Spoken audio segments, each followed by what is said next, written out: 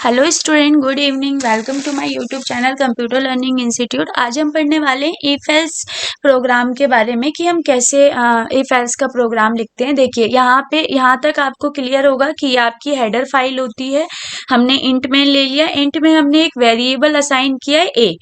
ये हम पूरा करके बताएं, मतलब पूरा करेंगे, इसे अभी एग्जीक्यूट करेंगे। अभी जस्ट मैं ओवरव्यू के लिए आपको बता रही हूँ कि ये जो आपका साइन है, ये वाला जो साइन हमने परसेंटेज का लिया है, सी में इसे परसेंटेज नहीं बोलते, इसे मॉडुलस बोलते हैं। इसे हम एक बार रन करके देखते हैं, फिर आपको क्लियर करूंगी मैं। फंक्शन के साथ F11 की प्रेस करना है। यहाँ पे मैंने लिख दिया 23, तो यहाँ पे ये ओड दे रहा है। ओड क्यों दे रहा है, यहाँ पे देखिए मैंने क्या लिखा है। अगर ए में जो भी हम वेरिएबल डाल रहे, मतलब जो भी वैल्यू डाल रहे हैं, वो 3 से अगर वो पूरा डिवाइड हो जाता है, इज इक्वल टू, ये मीन्स है मतलब 3 में हम जो ए में हम जो भी वेरिएबल डालेंगे, अगर वो 3 से फुल्ली डिवाइड हो जाता है और उसका जो रिमाइंडर है वो 0 आता है, तो वो आपका इवन होगा। अदरवाइज अगर रिमाइंडर कुछ बचता है तो वो आपका ओड होगा। अब इस प्रोग्राम को हम लिखना स्टार्ट करते हैं। यहाँ पे देखिए मैंने लिखा इंक्लूड stdio.h। यहाँ पे लिया मैंने इंट मेन फंक्शन लिया मैंने, एंटर किया और यहाँ पे मैंने लिख दिया इंट ए। वेरिएबल मैंने एक असाइन किया है जिसमें हम वेरिएबल में ए वेरिएबल में हम जो वैल्यू डालेंगे उसमें हम ये देखेंगे कि अगर वो 2 या 3 से किसी भी टेबल से अगर वो फुल्ली डिवाइड होता है, अगर उसका रिमाइंडर कुछ भी नहीं बचता, तो हम उसे इवन प्रिंट करना है, अदरवाइज वो ओड प्रिंट करना है। ये इफ एल्स स्टेटमेंट है। इफ एल्स स्टेटमेंट में ये होता है कि अगर इफ में आपने जो कंडीशन डाली है या तो वो रन कर जाए, अगर वो सही नहीं है तो वो आपका एल्स वाला रन कर जाए। मैं यहाँ पे सिंपल क्या डाल रही हूँ, प्रिंट एफ, ब्रैकेट ओपन किया, मैंने डाल दिया एंटर वैल्यू ए में हम वेरिएबल में डाल रहे हैं स्मॉल ए ही लेते हैं, कंफ्यूज नहीं होगे फिर आप। यहाँ पे डबल इन्वर्टेड कोमा क्लोज किया, एंटर कर दिया। ठीक है, हमने स्कैन एफ क्यों करते हैं, बिकॉज हम यूजर से वैल्यू ले रहे हैं। मैंने परसेंटेज डी लिया, यहाँ पे address of A. I hope बेटा ये सब आपको पता होगा, अगर आपने पहले वाली वीडियो देखी होगी तो। यहाँ तक मुझे नहीं लगता कि किसी भी स्टूडेंट को कोई भी प्रॉब्लम होगी। ठीक है, अब हम यहाँ से इफ एल्स स्टेटमेंट ले रहे हैं जिसमें मैंने क्या डाला, ए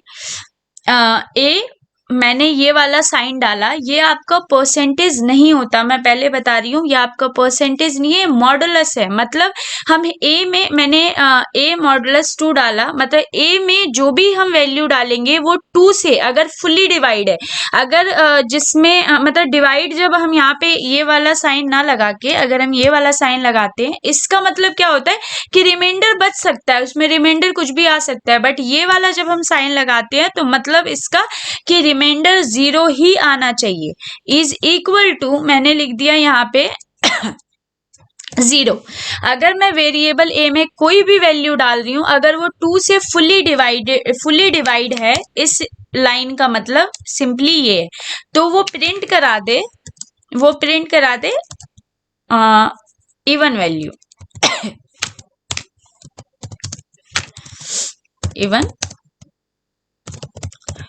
ठीक है, मैंने यहाँ पे एक स्टेटमेंट लिख दी। अदरवाइज, क्योंकि अगर सपोज करो वो 2 से फुल्ली, हमने कोई ऐसी वैल्यू डाल दी, सपोज करो मैंने 13 डाल दिया, तो 13 क्या 2 से डिवाइड होता है, नहीं, तो वो क्या स्टेटमेंट फिर प्रिंट करे। तो मैंने वो एल्स में डाल दिया, प्रिंट एफ, ब्रैकेट ओपन किया, मैंने डाल दिया ओड वैल्यू। ठीक है, मैं एक बार आपको फिर से क्लियर करती हूँ ताकि आपको चीजें समझ आ पाए। आई होप आपको इतना क्लियर हुआ होगा। यहाँ पे मैंने सिंपल जो हम रिटर्न 0 लिखते हैं वो लिखा है हमने। यहाँ पे देखो मैंने क्या लिखा, इंक्लूड हैज स्टूडियो, ये आपकी हेडर फाइल है, ये आपका मेन फंक्शन है। यहाँ पे मैंने इंट में एक वेरिएबल लिया जिसमें, यहाँ तक तो मुझे नहीं लगता किसी भी बच्चों को प्रॉब्लम होगी जिन्होंने पहली वीडियो देख रखी होगी। पायल, प्रियंका एंड राहुल, आप लोगों को इस बात को ध्यान रखना है कि यहाँ पे देखो इफ स्टेटमेंट है आपका।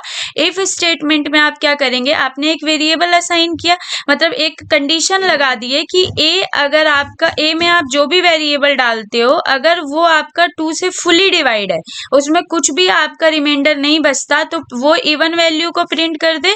अदरवाइज अगर मतलब आपने कोई ऐसी वैल्यू डाल दी जिसमें कोई भी रिमाइंडर बच रहा है, तो वो आप क्या करेंगे, एल्स वाले कंडीशन को वो एग्जीक्यूट करे। अगर आपका कुछ नहीं बचेगा तो इस वाले वैल्यू को एग्जीक्यूट करेगा, अदरवाइज इस फंक्शन को कॉल कर एग्जीक्यूट क्या कॉल करेगा। ठीक है, अब आपने क्या करना है, फंक्शन F11 करना है और इसे आपने इस प्रोग्राम को आपने सेव करना है। मैंने if else dot C PP के नाम से मैंने इसे सेव कर दिया। अब आप फंक्शन F11 प्रेस कीजिए।